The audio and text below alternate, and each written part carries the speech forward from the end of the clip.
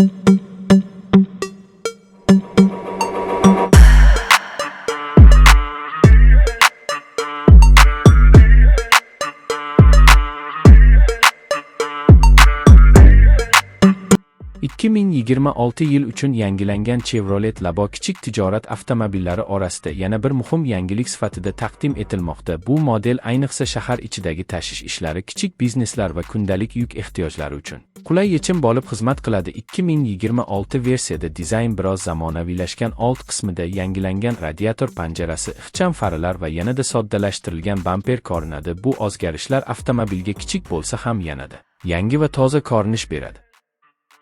Kuzov tuzilishi esa avvalgidek amaliy va mustahkam bo'lib qolgan. Labo yuk tashish uchun mo'ljallangan ochiq platformaga ega bo'lib, turli xil yuklarni tashishda juda qulay hisoblanadi. 2026 Chevrolet Labo kapoti ostida iqtisodiy va ishonchli benzin dvigatel joylashgan. Ushbu dvigatel odatda kichik hajmga ega bo'lsa ham kundalik ishlar uchun yetarli darajada quvvat ishlab chiqaradi. Yengil vazni tufayli avtomobil yoqilg'i sarfini tejaydi va xizmat ko'rsatish xarajatlari ham nisbatan past bo'ladi.